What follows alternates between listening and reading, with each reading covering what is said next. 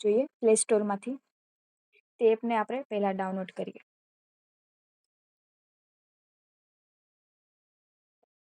આ કૃષ્ણ ભક્તિ એપ જે આપણે જોઈ શકીએ છીએ, કૃષ્ણ ભક્તિ એપ જેને મેં ઓલરેડી ડાઉનલોડ કરીને રાખી છે. હવે આપણે જોઈએ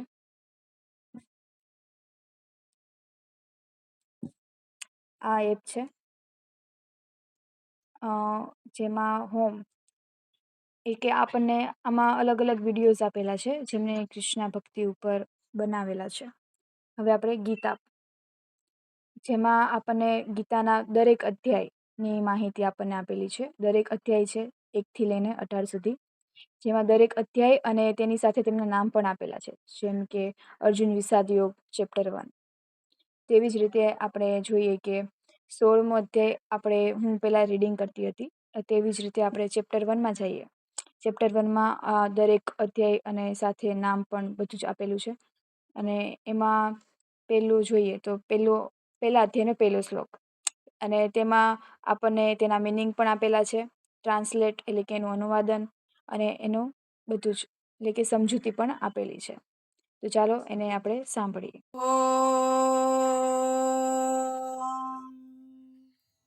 अथ प्रथमोऽध्यायः अर्जुनविषादयोगः। धृतराष्ट्र उवाच धर्मक्षेत्रे कुरुक्षेत्रे समवेतायुयुत्सवः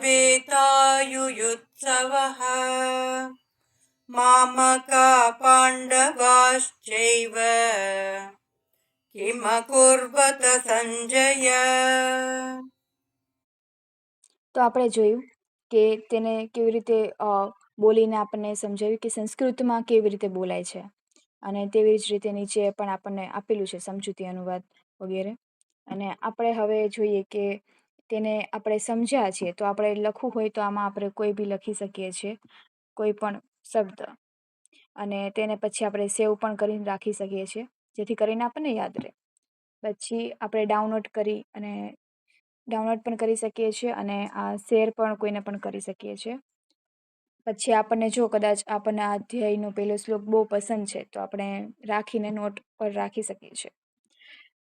તથા હવે આપણે જોઈએ કે ભાષા, તો આપણને આટલી અલગ અલગ ભાષામાં ઉપલબ્ધ છે. ઇંગ્લિશ, હિન્દી, સ્પેનિશ, તેલુગુ, ગુજરાતી, તમિલ વગેરે ભાષા પણ આપણને ઉપલબ્ધ છે, અને જેમાં આપણે ગીતાને સમજી શકીએ.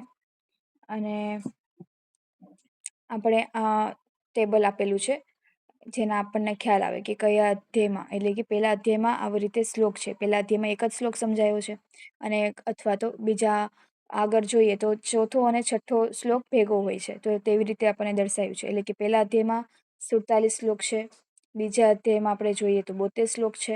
તેવી જ રીતે દરેક માહિતી આપણને અહીંયા મળી રહેશે.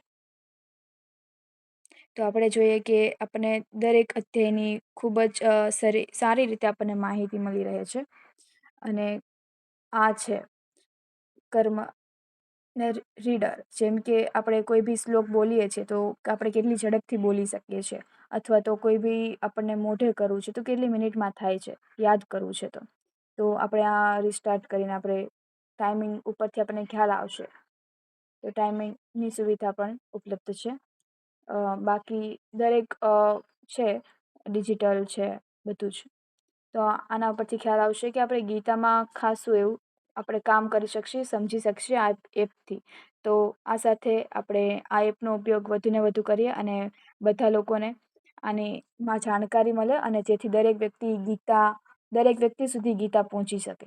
તો આ સાથે આપણે ફરીથી મુલાકાત લઈશું બીજા વિડીયોમાં.